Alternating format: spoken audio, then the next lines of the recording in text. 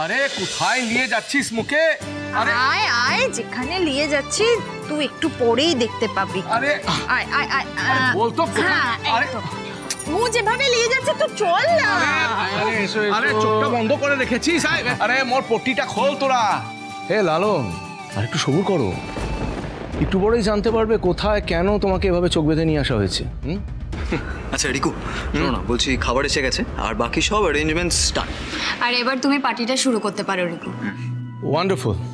ডালি, এবারে লালনের পট্টিটা খুলে দিন। দিচ্ছি। এসো বৌদি, তাড়াতাড়ি খুলো।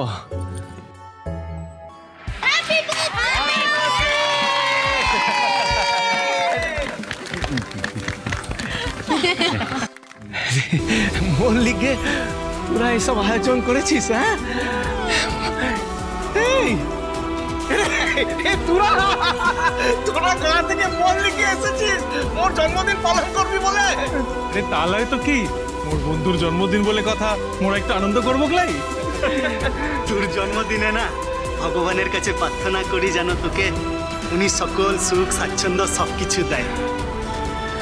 যা কিছুই তুই মন থেকে চাস সবই যেন তোর ঝুলিতে এসে পড়ে। মু তো তোদের সাথে, বন্ধুদের সাথে, নিজের আপন জনদের সাথে শুধু থাকতে চাই ভালো করে, বাস। মোর উপহার কিচ্ছু চাই না, ওটাই মোর সবচেয়ে বড় উপহার। এ লালন, কিরকম চমকটা দিলাম বলো? এবার বিশ্বাস হলো তো? আমি কিন্তু ভিলেন নই, আমি কিন্তু একজন ভালো বন্ধু হতে পারি। এসবের কি দরকার ছিল? দরকার তো ছিল। আজকের দিনে আমার বন্ধুকে খুশি করা আমার সবচেয়ে বড় দায়িত্ব। এই জন্মদিনটা পালন করার প্ল্যানটা তো ডালিরই ছিল, তুই জানিস?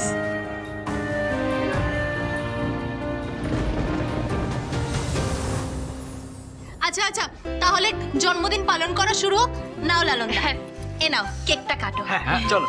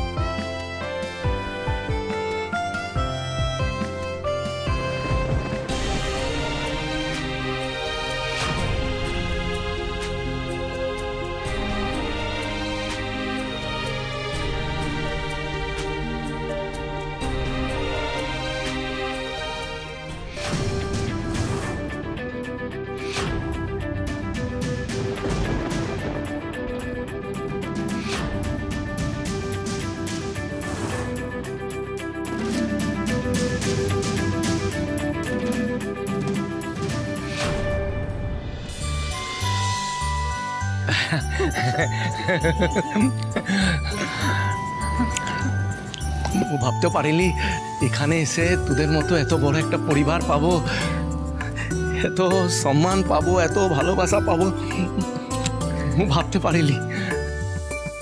এখনো অনেক এরকম সারপ্রাইজেস বাকি আছে যেগুলো তুমি ভাবতেও পারোনি, সেগুলো সব ধীরে ধীরে আস্তে আস্তে দেখতে পাবে।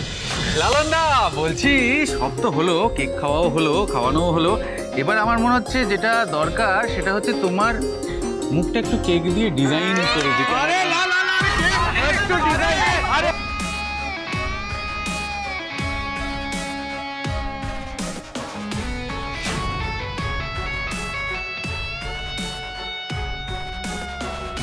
ভেবেছো লালন এই বাড়িতে এসে সবাইকে তুমি আমার থেকে কেড়ে নেবে, আমার ডালিকে আমার থেকে কেড়ে নেবে, আর আমি চুপচাপ সবটা দেখবো?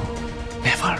বরং আজ তুমি বুঝবে লালন, এই রক্তিমদের বর্ম বেঁচে থাকতে ডালিকে কেউ তার থেকে আলাদা করতে পারবে না।